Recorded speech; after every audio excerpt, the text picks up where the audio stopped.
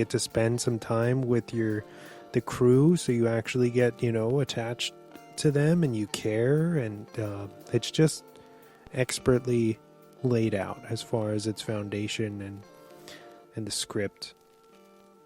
Yeah, it's a great script. Kind of, there's a lot of stuff that is shown that later on becomes important, which is pretty good script writing. Where, something that was shown earlier becomes important, and it's not like, just kind of showed up out of the blue, like the power loader, Yes. You see earlier in the film, you see them in action when they're loading the drop ship with ordnance, and she says, "Hey, I kind of feel like a fifth wheel. Is there anything I can do?" And they say, "Well, what can you do?" And she says, "I'm authorized to run the power loader." And you see her operating it. So she knows what she's doing, and then obviously it comes back into play in the climax of the film when she uses it to fight the queen. What's the famous line? "Get away from her, you bitch."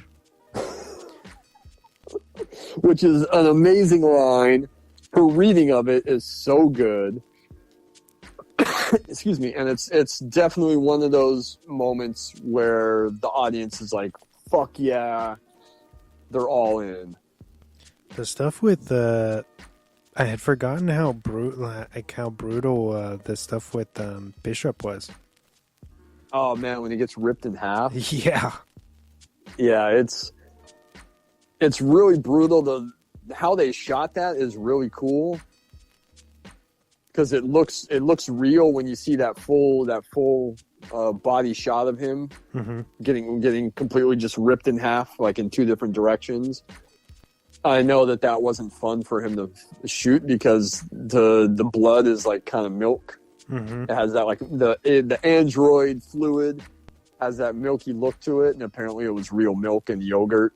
Oh no! And it's on a sound stage for hours under hot lights, so everything spoils. And I think Henriksen got really sick off of it, which begs the question: like, sure, it has to look like milk, but does it really need to be milk?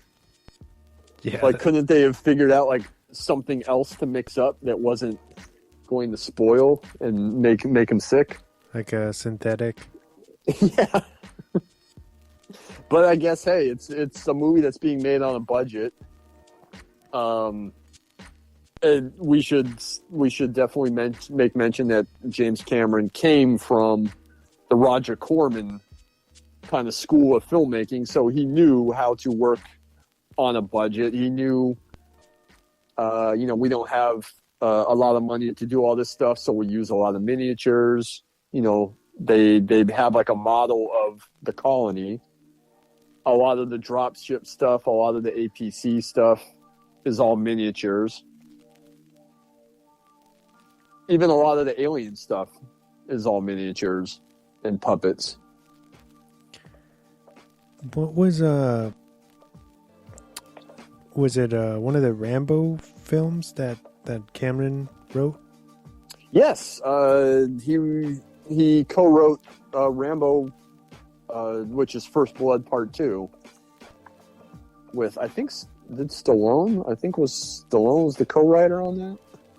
I think while he was waiting for the Terminator to get made, he had a couple of things to do for work, and one of them was the Alien sequel that they were interested in having him write because they had seen the script for the Terminator. Walter Hill and David Giler, who were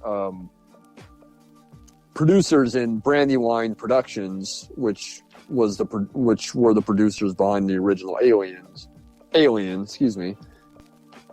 They had seen his script for the Terminator. So they were interested in saying, hey, we want to do an Alien sequel. What's your take on it? So he had that treatment, and while that was being looked at, and while he was waiting to get the Terminator off the ground, he also co-wrote Rambo: First Blood Part 2, which has some similar themes to this, where I don't know how familiar you are with that movie. I've seen it before. Yeah, I have it. But it oh, you do? You own it? Yes. It's got that similar theme where, this Aliens very much is about trauma and about going back to kind of confront, that trauma, but also being more of an allegory for like the Vietnam War with, this group of highly trained soldiers who find themselves completely overmatched by the indigenous population with no weapons, basically. So there's a lot of parallels, and the parallels between Aliens and Rambo are, Rambo was a Vietnam veteran, obviously traumatized by the war, gets this offer basically to go back and rescue some hostages in Vietnam. And it's, very much about him going back to confront, the ghosts of his past. And that's a very similar theme with Aliens, where Ripley is traumatized by the events of the first film. Obviously traumatized by what she saw and what she experienced. And now has this offer to go back and help rescue the colonists, or go in with the Marines and, see what can be done. So she kind of reluctantly takes that offer, even though she clearly doesn't want to, but she asks for, Burke's word that, hey, you're just going out there to destroy them. And she's worried about, the people. She thinks about them. So she decides that she's going to go back and do this, very much going back to confront that trauma. Let's talk about what it finally took to get this movie made. Okay. We touched on Sigourney Weaver coming back, but let's go back before that, because I do have notes on that. Like I said, this film kind of has a long journey to the screen, and this is what happens. Okay, we spoke about him last month, Alan Ladd Jr. Mm-hmm. Blade Runner is co-produced through the Ladd Company, but before he formed that company, he was president of 20th Century Fox. And he's very supportive of a sequel, but then he leaves Fox in order to go start the Ladd Company. So this guy by the name of Norman Levy takes over as president, but he's concerned about production costs on the sequel. Thought, hey, if we make a sequel, it's going to be a disaster. It's not going to work out. Like, Alien was very good. It would turn a profit for the studio, but a sequel isn't going to be good. There was even talk that the Alien success was just a fluke. They were kind of surprised by it. They thought, oh, it just did well because, Star Wars was still in that public conscious at the time. And they thought it just did well because it was a space movie. So they think, it's just a fluke. It didn't make that much money, so we don't know if we really want to go through with this. Then later, Brand New Wine, which was Walter Hill and David Giler, and I think someone else, but I could be wrong. They sue Fox because they have unpaid profits. Fox claims Alien had been a loss for the studio, even though it made like a $90 million profit against this budget. But in typical Hollywood, it's like, oh, that movie that made $100 million was a loss for us, actually. Typical accounting. How much did it take to make the first Alien? Was it like something like 15 million or lower? Yeah, it was pretty low. It was like 10 to 15 million. And it makes over 100 if I'm not mistaken. Yeah, I think it is 100. So it makes a quite a lot of money. Yeah. So Brandy Wine is suing Fox because they want their share of the Alien profits. The lawsuit gets settled in 1983, and there's an agreement that Fox will finance a potential sequel, but they were saying they weren't required to distribute it. But that same year, Levy is out at Fox A guy by the name of Joe Wisen is installed as the new head. Even though some other people at the studio are non-committal on the sequel, Wisen is very receptive and tells Brandywine in late 1983, hey, you know, what are you guys thinking? Let's find the scriptwriter. Let's see what goes on. So I think Walter Hill and David Giler come up with just a bare bones storyline, and I'm not talking like, you know, a full fleshed out story. It's just basically like Ripley teams up with some Marines and they go to this planet, and then some stuff happens. Basically, is what they were thinking. So they come across the script for the Terminator by James Cameron. They really like it. So they say, hey, this is what we're thinking. What can you do with it? And Cameron turns in like a 42-page treatment, submits it, I think, the fall of 1983. And the studio is kind of less receptive to it. They're like, we're not really into this all that much. You know, the project kind of stalls out once again. And even James Cameron's a little skeptical because he thinks, oh, Alien's perfect. There's no need to try to recreate that.